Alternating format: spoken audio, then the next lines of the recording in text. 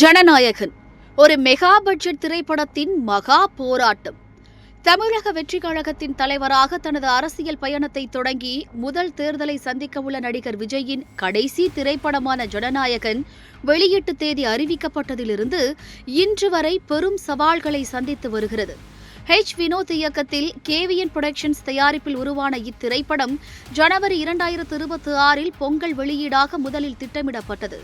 ஆனால் தணிக்கை வாரியத்தில் உண்டான பிரச்சினைகள் முதல் சட்டவிரோத இணையதள கசிவு வரை தொடர் சிக்கல்கள் ஜனநாயகனை நிலைகுலைய செய்துள்ளன.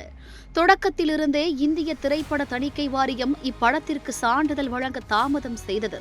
படத்தில் இடம்பெற்றுள்ள தீவிர அரசியல் வசனங்கள், மதம் சார்ந்த உணர்வுகளை புண்படுத்தும் காட்சிகள் மற்றும் ராணுவ சின்னங்களை முறையற்ற முறையில் பயன்படுத்தியதாக கூறி தணிக்கை வாரியம் தயாரிப்பு தரப்பிடம் விளக்கம் கோரியது. இதையடுத்து தயாரிப்பு நிறுவனம் இதனை எதிர்த்து சென்னை உயர்நீதிமன்றத்தில் மனு தாக்கல் செய்தது. தனி நீதிபதி படத்திற்கு UA சான்றிதழ் வழங்க உத்தரவிட்ட போதிலும் மேல்முறையீட்டில் அந்த உத்தரவுக்கு தடை விதிக்கப்பட்டது. கடைசியில் படத்தை தணிக்கை வாரியத்தின் மறு ஆய்வுக்கு அனுப்பும் நிலையே ஏற்பட்டது.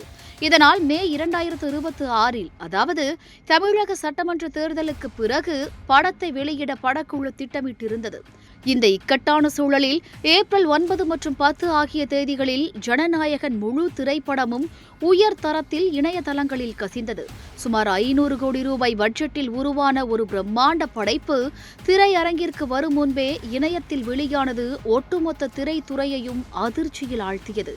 இந்த சட்டவிரோத கசிவினால் அமேசான் பிரைம் வீடியோ நிறுவனத்துடன் செய்யப்பட்டிருந்த சுமார் 120 கோடி ரூபாய் மதிப்பிலான OTT ஒப்பந்தம் தற்போது கேள்விக்குறியாகியுள்ளது. படத்தின் பிரத்யேக தன்மை பாதிக்கப்பட்டதால் இந்த நஷ்டத்தை தயாரிப்பு நிறுவனம் எவ்வாறு ஈடுகட்டும் என்ற கவலை எழுந்துள்ளது.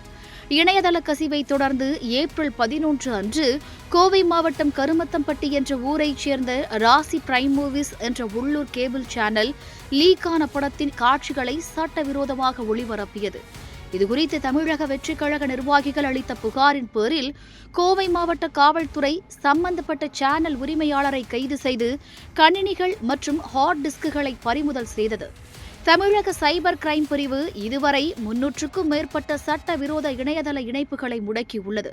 இந்நிலையில் ஜனநாயகன் திரைப்படம் இணையத்தில் கசிந்ததற்கு காரணமான 6 பேரை தமிழ்நாடு சைபர் கிரைம் போலீசார் அதிரடியாக கைது செய்துள்ளனர். எங்களுக்கு இங்கே எந்த சப்போர்ட்டும் இப்போதைக்கு டைவர்ஷன் மாதிரி வேற டிபார்ட்மெண்ட் போங்கன்னு தான் சொல்லியிருக்காங்க.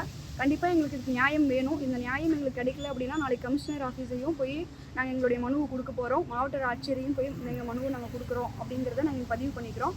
தேர்தல் டைமில் எந்த அசம்பாவிதங்களும் வரக்கூடாது, போராட்டங்கள் வரக்கூடாது அப்படிங்கிறதுனால நாங்கள் இதை பெருசாக இது பண்ணாமல் எங்கள் தலைமை என்ன சொல்லிச்சோ ப்ராப்பராக நாங்கள் அதை ஃபாலோ பண்ணிவிட்டு நாங்கள் எங்கள் பொதுச் செயலாளர் என்ன சொன்னாரோ, கழகச் செயலாளர் என்ன சொன்னாரோ அதை ப்ராப்பராக நாங்கள் ஃபாலோ பண்ணி போலீஸ் ஸ்டேஷனில் கருமத்தம்பட்டி காவல் நிலையத்தில் கொடுத்தோம். ஆனால் எங்களுக்கு அதுக்கான எந்த ஒரு இதுவுமே CSR காப்பி கூட எங்களுக்கு போட்டு தரல. அது ஒரு மிக மன உளைச்சலாக இருக்குது.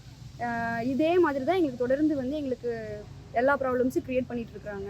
இந்த ராசி டிவி உரிமையாளர் மேலேயும் ஆப்ரேட்டர் மேலேயும் கடுமையான சட்டப்படி நடவடிக்கை எடுக்கணும். இந்த ராசி டிவி கண்டிப்பாக முடக்கணும். அதுக்கு உண்டான முயற்சிகள் நாங்கள் எடுப்போம். இது உறுதி. இதுகுறித்த தீவிர விசாரணை நடைபெற்று வருகிறது. இதுகுறித்த அடுத்த அப்டேட்டுகள் விரைவில் வெளியாகும் என்றும் கூறப்படுகிறது. அதே சமயத்தில் ஜனநாயகன் திரைப்படம் லீக் ஆனதை தொடர்ந்து கேவிஎன் தயாரிப்பு நிறுவனத்திற்கு எந்த பாதிப்பும் வராமல் தான் பார்த்துக் கொள்வதாக விஜய் வாக்கு கொடுத்திருப்பதாக கூறப்படுகிறது.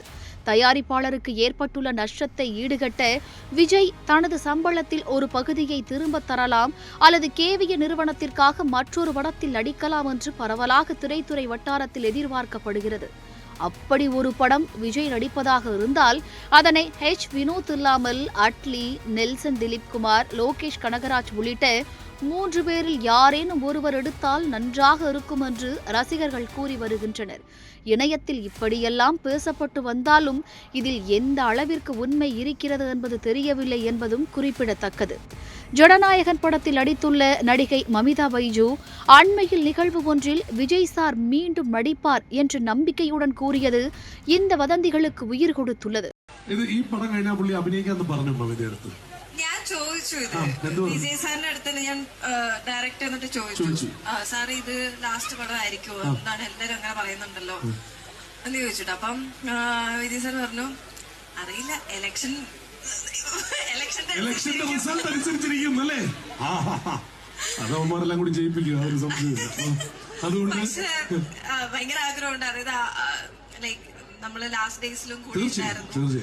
അപ്പം ആള് ഭയങ്കര എന്താ പറയാ, എനിക്ക് ഭയങ്കര ഇമോഷണൽ ആണ്, കൂടെ നിൽക്കുന്ന എല്ലാവർക്കും ഭയങ്കര ഇമോഷണൽ ആവും. അപ്പം ലാസ്റ്റ് ടൈം ഒക്കെ ആണെങ്കിലും എല്ലാവരുടെ കൂടെ ഫോട്ടോ ഒന്നും എടുക്കാൻ നിന്നില്ല, കാരണം ആള് இமோஷனல் ஆயி.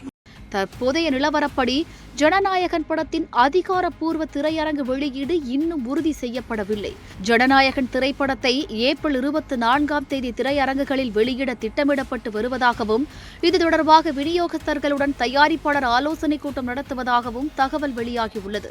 இதில் அனைவரும் ஆமோதித்தால் படம் வரும் 24 வெளியாக வாய்ப்புள்ளதாக கூறப்படுகிறது.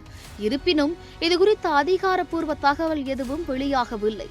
அரசியல் களத்தில் ஒரு புதிய அத்தியாயத்தை தொடங்கவிருந்த விஜய்க்கு அவரது கடைசி திரைப்படம் ஒரு பெரும் சோதனையாக மாறியுள்ளது.